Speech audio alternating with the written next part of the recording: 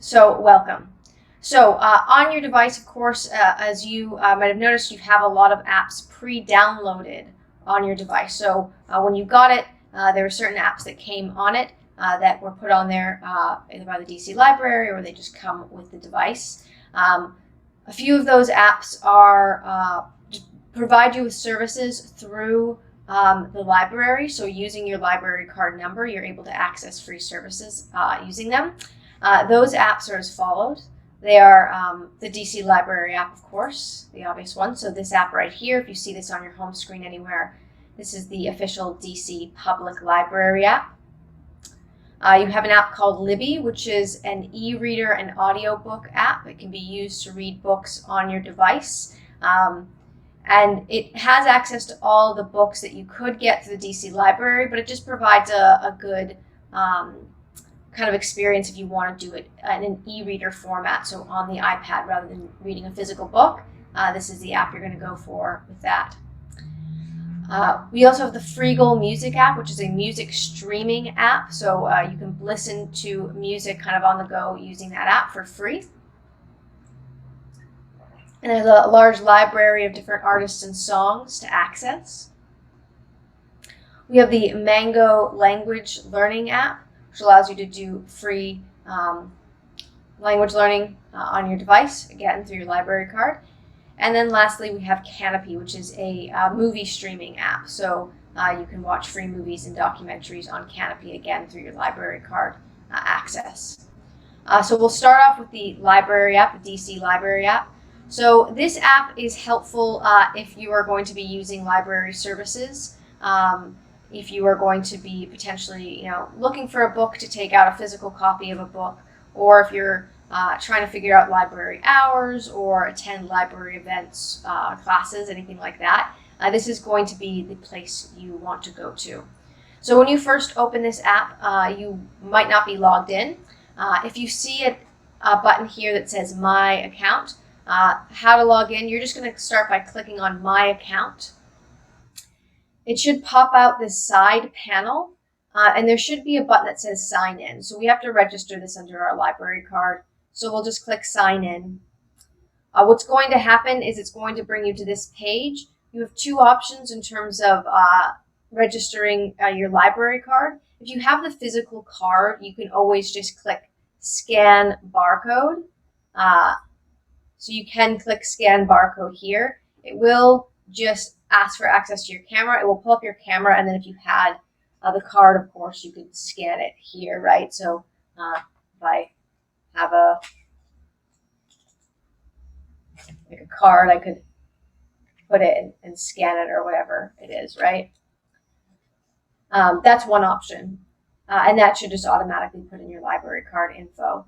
The other option is you can just manually type in the number. So if you just tap with your finger where it says borrower number, it should bring up your keypad, and you can register the app this way just by typing in the library card number.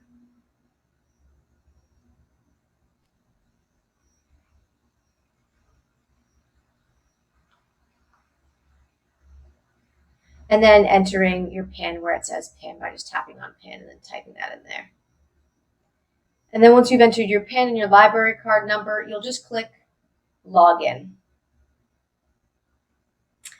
And then you are registered in the app. So the difference this makes in terms of registering on this app is that it gives you access to be able to actually put holds on books from the app. So if you want to go in person to go pick up a book, but you want to put a hold on it ahead of time, you can do that through this app. So in order to search for available library books, movies, CDs, whatever you're looking for at the library, you're going to use this search bar at the top here. So right at the top of the app, you should see where it says search. You can tap on that. It should bring up your keyboard, and you're able to use this to search through the app for a book. So say you are looking for books. You can search for something. We can see the book titles that come up around this. It's going to give you a bit of info about what kind of book it is. So They do have ebooks on here, but I would suggest using the Libby app if you want to read a book on the tablet. It's going to be a better reading experience, and it has all the same titles, so you don't have to worry about that. But if you are looking for the actual physical copy of a book, right, you'll go to see, and if it says here books, that's a physical copy of a book. So say I wanted to put a holdout on here. And I wanted to get a book. Here's the one I'm looking for. I'll just click on it. We can decide that if I want to place a hold on it or whatever it is, I'll place a hold. And then you want to select your pickup location. So you'll click where it says select pickup location. It should give you a drop-down list, and you can select the library you would like to pick up the book from. And then just click place hold, and that should put the hold through and give you information about when and where you can pick up that book. So you can use that search bar at the top to look for what's available at the library. Now there's this whole section down here, and each of these tabs, buttons here, we can scroll from left to right here as a different area. So you can get latest updates on the library openings by just clicking latest updates on library openings. You can participate in the summer challenge, which is just a book reading challenge over the summer. So if you want to learn more about that, you can click on there. Digital resources. This is just going to give you links to some of the apps you already have access to, the ones we're actually about to look at after this one. So you can kind of see what other apps and websites are available to you through your library card by clicking on this digital resources area. The newsletter, you can just click this if you'd like to sign up for the library newsletter. It's just going to take you to a form basically to sign up for it. So if you click on that, it will ask for your email, and then you can get those updates. You can look at locations right here. And this will just give you an idea of all the locations available. You can see if they're open or not. And if you click on any given one, so say I click on Cleveland Park Library, I'll see more details about that library. I'll see the hours. We can see what's currently open for in-person services and stuff like that. So we can get a feeling for all of this right here. And then we have events and classes. So here we'll get a list of all the events and classes taking place through the library system here. So as we can see, if we scroll down here, we'll just get a list of all the stuff that's happening. We can use these search tools, so we can narrow it down by library, event type, or keyword. So if I click into event type, I can select a particular event type or something like that. And I can apply that filter, and it will just narrow down what kind of things I'm seeing. So say there was a thing I was interested in, say I'm interested in this event, I'll just click on it, and it should give me all the details I need to know about this event. So it will take me to this page. I can read about what the event is and see how I can attend or join or register. So there's all sorts of events happening right at the library classes, and this is where you can go to find them and get all the information you need in order to attend. So that's under events and classes. Now if we scroll over one, so I'm just going to swipe my finger across, we have a few other things of note. The social media and apps button just will connect you to their Instagram or Facebook or whatever it is. If you're interested in that, and you want to follow them on there, you can, otherwise no need. But there is a really handy tool called Ask DCPL. This is a live text chat. So if you click on this, it will open up this window. All you have to do to start chatting is you can provide your name, but you don't need to. And you can just start a chat, and it will basically give you a live librarian that you can kind of text to on the app and ask questions, whether that's about your library account or anything you are interested in there.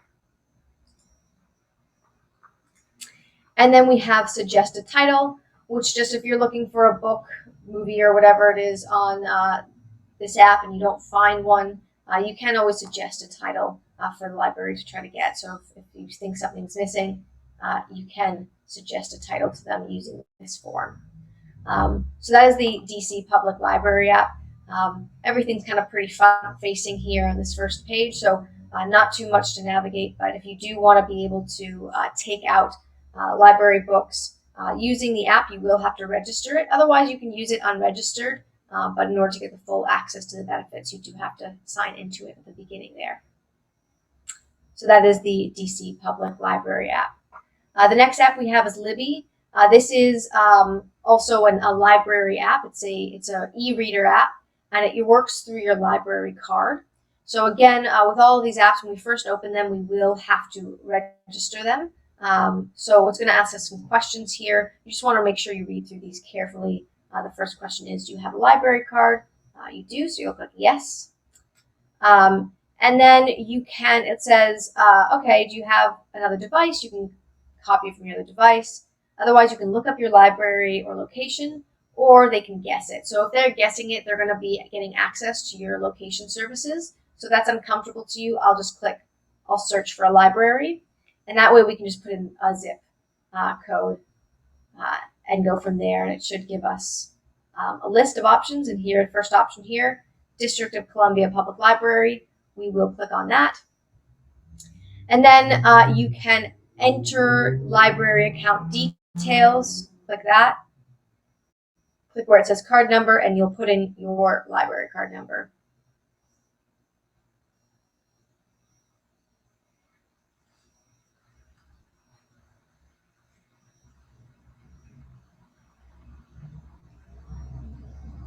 And once you do that, it should link your card, and you can start using the app immediately. So with this app, a lot of our navigation buttons are down here at the bottom of our screen. So as you can see down here, the first button we have is a little magnifying glass. So that's going to be our search tool. That's how we can search for books or ebooks on this app. So if I want to search for a book, I'll click there. Say I'm looking for a book here.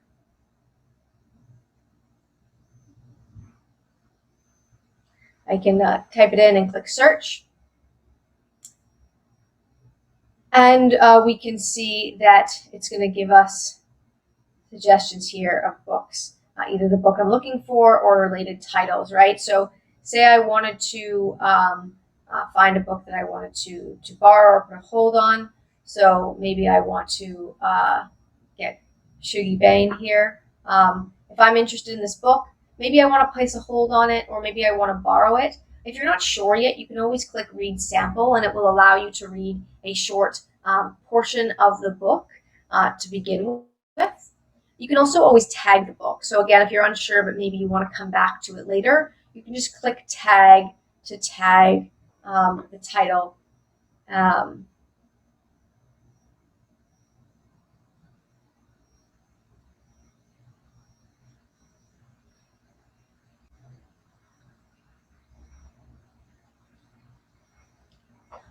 There, and that will give you a tag so you can use it. But say I'm interested in this, so I'm just going to click place hold. I'll just click place hold there, and it should notify me when the book is ready to read. So if it's not yet ready to read, there's, it might be a wait period. I can click place hold. Say the book is available, so maybe I'll just pick a different book here that is available.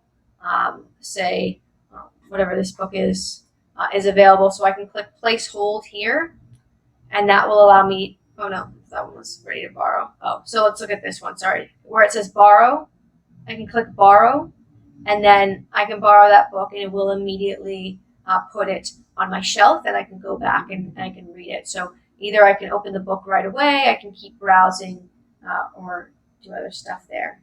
But in either case, anyway, that book has now been borrowed, right? So that's how you look at books here. But say something had an audio book. So say we are looking for another book, and there's going to be an audio book. Let's see, what would probably have an audio book.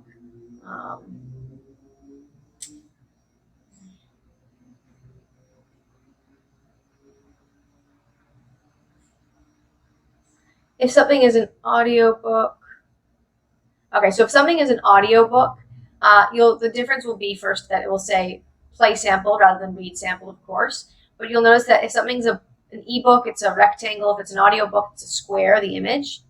And in order to borrow a audiobook, it's the same process for borrowing a ebook. You just click borrow.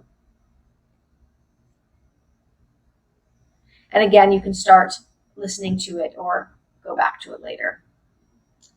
But we can search for all sorts of things on here. And when we do search, we'll see the listings of what's here. We can use this refine button to narrow down our search if we're looking for a specific language, format, anything like that.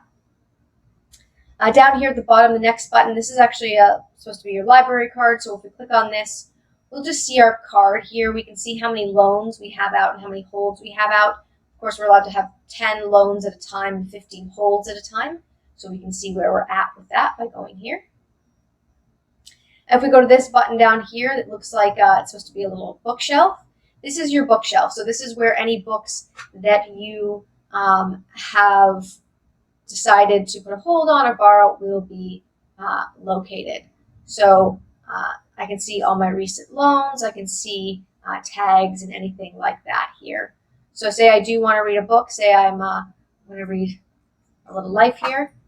I'll just click on the picture and it's going to allow me to read this. It's going to give you an option to read on Libby, this app, or use Kindle. So if you have a Kindle device like a Kindle e-reader, you could use that.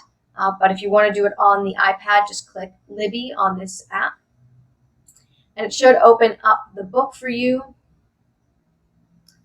And you can just start reading by basically swiping through on this book. We're just using our finger to swipe across the screen.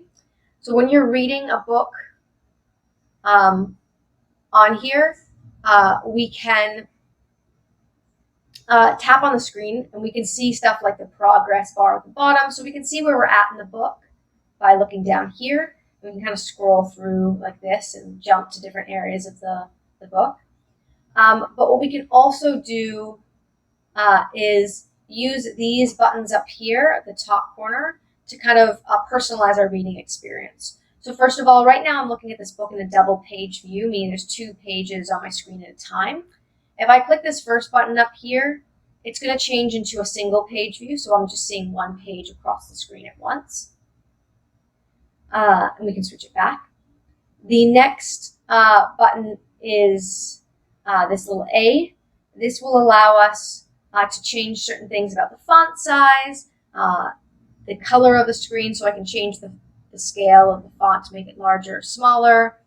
I can change the background color that I'm reading on here, and we can even change the font that we're reading in, all in that little area up here at the top using this A. The next button we have is a magnifying glass, so it's a search tool, so we can search within the book for certain, maybe a line, a word, anything we're looking for in this book. So I search Brooklyn. We can see all the times that Brooklyn appears in the book here, right? And then lastly, we have this thing called bookmarks. So when you're reading this book, you don't need to bookmark your page in order to save your spot. It automatically will remember where you were in the book and save that location. So bookmarks are just used to be able to save pages of note, maybe pages you want to go back to and read again. So if you want to bookmark a page, all you'd have to do is tap in when it's like this, you'll just tap in the right corner. And when you do, you'll see that it creates this bookmark. So here's the bookmark thing that I'm clicking on right here. This little thing that keeps coming up and down over here in the corner. That's a bookmark. So if I place a couple of these, so I'll place a couple of them through the book just to show. And then I go click on this button up here. We'll see all the bookmarks I created. So I can create spots that I may want to return to. Of course, as I said, you don't need to save your spot in the book. So that's just for you to go back and refer to certain areas. No need to save your spot in order to know where you were reading from. Unless maybe someone else is reading the book too at the same time, and you guys want to mark your different spots. You can do it that way. So that's how you read a regular ebook on there. If you want to listen to an audiobook, so I'll click on my audiobook here just to start playing it.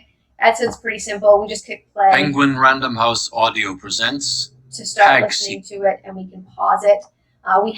Similarly, we can scroll down to the bottom and go through and listen from wherever we want. You're lying down somewhere. But we also are able to, again, use some tools up here to personalize our experience. So first of all, this first button allows us to change the speed at which the book is read, so you can have it be faster or slower. We can use this little moon to set a timer. So say we're going to listen to our book as we fall asleep, we can set a 15-minute timer or whatever it is, and at that point we'll pause the playback so we don't miss anything or miss too much. If that's something you like to do. And we can also set bookmarks here. So here are our bookmark pages here. So you can bookmark a spot in the audio to return to if you'd like. But again, just like the book, we don't have to mark our spot. Generally, it will just recall where we were at in listening and bring us back there when we open up again. All right. So that is pretty much what you have going on over here in Libby. It's a really great experience. And then if you have a different device, you can also sign into Libby on a different device. And any books you have on there, we'll sync across them so you can use it really wherever. So it's kind of really nice. That's Libby. The next app here is Freegal. So this is a free music listening app. It's going to orient itself this way. Again, when we open this app, we just have to register it. So the first thing we're going to have to do, when we open it up, is just type in our zip code where it says type here. Just tap to bring in up your thing. We'll type in our zip code, click continue. Again, it's going to ask us to select our library. So we'll select District of Columbia Library from the list. And then it wants your card number. So you'll just put in your card number here to register it.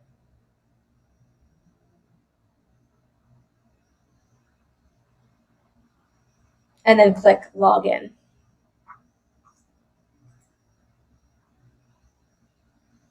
So then once we're on here, here is the music listening app. When we're on here, all of our navigation buttons, again, are kind of at the bottom of this screen here.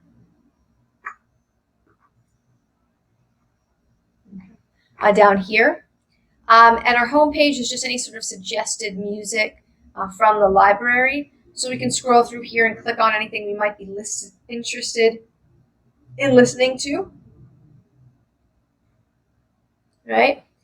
Or we can go to the browse area over here to browse through different playlists and different options. This just gives us the option of kind of browsing through specific kind of music. So if I go to browse, there should be this area at the top, and we can kind of go through and click on genre, and I can select maybe a specific genre I'm looking for and just listen to that. We can look at different artists, and it will give us kind of popular or suggested artists on here, and we can see all this. So if we go through here, that's just another way to browse. Of course, if you're looking for a specific artist or song, you can just use the search tool. And no, you don't have to register every time for these apps. Once you register these apps once, they should stay registered, and then you can just use them whenever you want. The only reason I register them week after week is because I unregister them in order to show you. But no, you just register it once and it should stick there. But like I said, we can use the search tool here at the bottom to search for music. So if I click on search, right, we have the little magnifying glass yet again. There should be a search bar at the top of the screen. It's like a little go across. It says search music. You can see that. I'll tap on there. It'll bring up my keyboard, and again, I can search for a specific artist, song, whatever it may be. And when I search, it's going to give me all of my options here. So if I wanted to listen to a song, I can just find it. I'll just click the play button, as you see it right there, and that should start playing it. Right, so I can just play a song right away. The other thing you can do on here is you can save songs for later. So you can basically create like playlists of music you want to listen to together. So maybe I want to listen to that song right away, but maybe I want to put it on a playlist so I can just later press play on a playlist and let it play through without having to worry about what song's coming on next each time. So if you want to do that, there should be 3 little dots across from where the song is right there. You can click on that, and you can either download the song so it kind of downloads onto the device and it can be played at any time, or you can add it to a streaming playlist, which I suggest to do. This is how you can kind of create curated lists of music you want to listen to. So if you click Add to Streaming Playlist, I have a playlist already set up here, just called Music, but you can always click Create a Streaming Playlist to create a new one. But once you have them, you can just click on one and it adds it to that playlist like that. If I were to download the song, I'll show you that as well, and I'll show you where it pops up. So anytime you do this, you add a song to a playlist or download it, it ends up in this next section over here called My Music. So the My Music section shows you any of your songs and stuff you've added. So any downloaded songs will just appear under Songs. But all of your curated playlists are under this tab right up here that says Playlists. So if I click on this here, we can see that playlist I just added that song to. There's 9 songs on it currently. So when I open it up, here are all those songs. And all I have to do to kind of listen to this whole thing through is click Stream. And then it will just play my music for me. I don't have to, go back and go, oh, what do I want to listen to next? I have this nice playlist going. I'll click play and it'll just play the songs one after each other in the order of the list. So I can just click Stream and then it plays my music for it. So there we go. So that is the Freegal app. Again, you can just browse by going to either Home or Browse down here. If you're just looking, if you don't know what you're looking for, you're kind of just trying to see what there is. But if you're looking for a specific music, a song or musician, go to the search bar and search there for what you're looking for, and you'll get all your results here. And then you can create playlists, save songs under My Music right there. So that is Freegal. That's the music streaming app. The next app we have here to look at is the Mango app. So the Mango app is the language learning app. Unfortunately, when I do this, I have to just log in. I can't show you, again, the registration process on here since I've already registered it. But it works a lot the same as the other ones. But when you open it up, you'll see this page. You'll just click Sign Up. Basically, what it'll have you do is it has you actually create a full account. So you have to type in your email and password. And then after you type in your email and password, so you create a password for it, then it asks you to select an option of what kind of account you want. You're going to select a library account and enter in your library card number. But it's pretty much the same as the other process. But for now, I just have to log in to show you how this works here.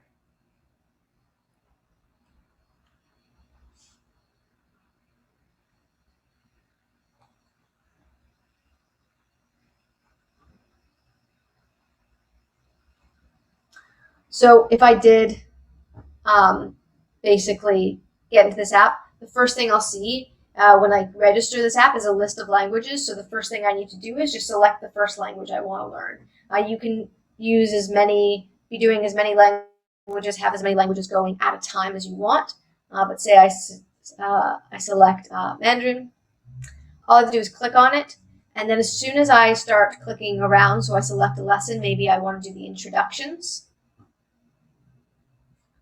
As soon as I start doing these are the lesson plans, it's basically just saves this as one of my languages that I'm trying to learn. So it's just kind of a click-through process. We can click through to learn these learn these languages here. Even if it seems hard now, you learned these lesson plans here. And then when you open the app again, what you'll usually get to is this page that shows your languages. If you have multiple languages happening at a time, we can scroll through and see all the different languages that we are currently kind of registered to learn here. So you're really unlimited on how many you can learn, but you just go here. And if you ever want to add a new language, you just click this button in the top left corner. This is a list view of all the languages, and you can, again, look through and see if there's another language you want to try to learn or look at. So that's Mango Languages right there. The final app is Kanopy. Again, this is like Mango in the registration process in that when you're registering, you do create an account around it. You don't just put in your library card number. You have to create a login. So if you're just doing it at the beginning, you'll click Get Started.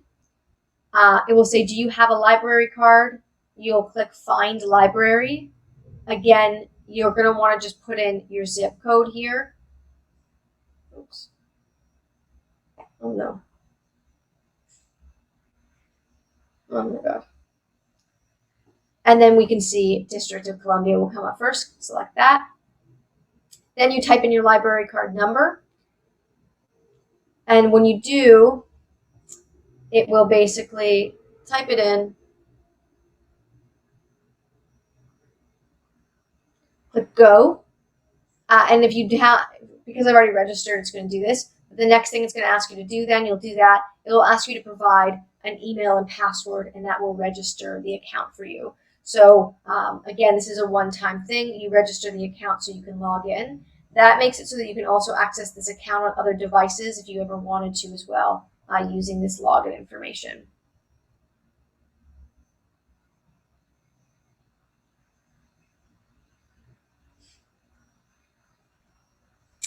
But once you are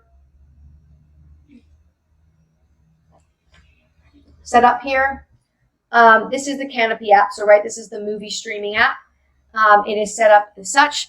Much like the other ones, our navigation buttons located down at the bottom of the screen here. Right? We have our home page where there's just suggested or newly added movies, stuff like that. You can see here.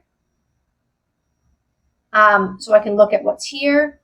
I can go to browse through different kind of genres or types of film I may want to look at. Right? I can use the search tool if I want to search for a specific film.